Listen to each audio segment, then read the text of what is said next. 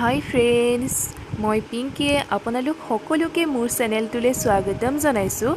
আপোনালোকে দেখি গম পাইছে মই আজি শাহী পনীৰ মছলা বনালোঁ।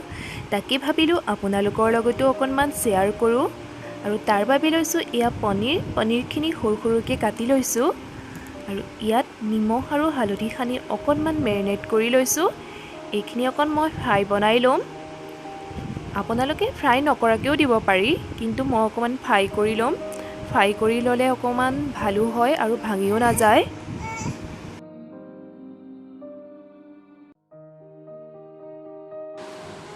এতিয়া এটা মই গ্ৰেভি বনাই লৈছোঁ। ইয়াত দিছোঁ বিলাহী 4টা, পিঁয়াজ 3টা, কেইটামান দিছোঁ কাজু আৰু 4-5টামান জলকীয়া, আদা নহৰু আৰু লং ইলাচি কেইটামান দিছোঁ। এইখিনি মই অকণমান ভাজি মিক্সিত গ্ৰেভি বনাই লৈছোঁ। ভিডিঅ' কৰা খেলিমেলিৰ কাৰণে আপোনালোকক দেখুৱাব নোৱাৰিলোঁ। এতিয়া মই পনীৰখিনি অকণ ফ্ৰাই বনাই ল'ম।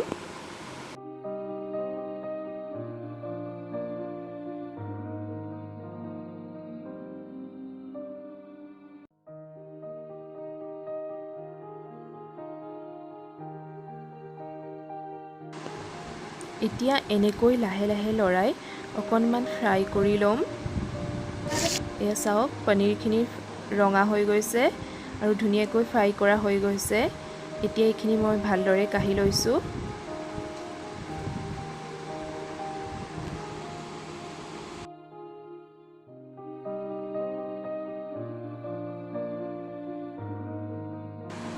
এতিয়া এইটো কেৰাহীতে মই পনীৰ মছলা বনাম।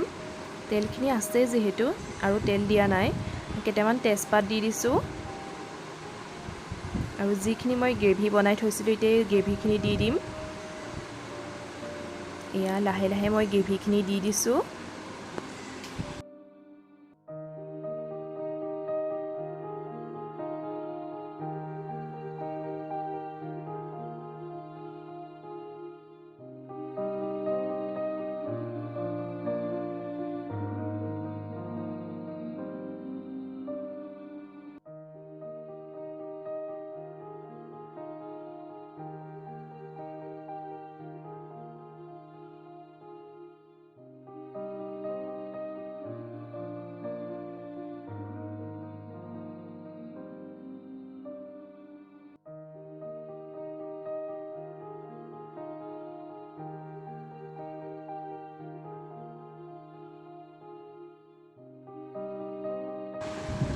এয়া গোটেইখিনি গ্ৰেভি মই দি দিছোঁ। আৰু এতিয়া ইয়াত দিছোঁ এচামুচ ধনিয়া গুড়ি,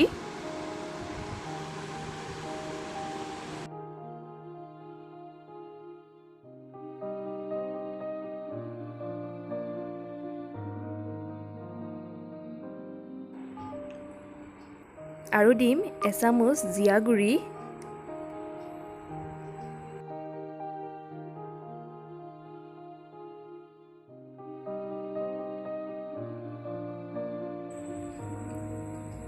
আৰু দিছোঁ এচামুচ জলকীয়া গুড়ি। আৰু এতিয়া এইখিনি ভালদৰে লৰাই ল'ম। এনেকৈ ভালদৰে লৰাই অলপ সময় ভাজি অকণমান পানী দি তাত পনীৰখিনি দি দিম। এয়া চাওক, মোৰ শাহী পনীৰ মছলা ৰেডি হৈ গৈছে।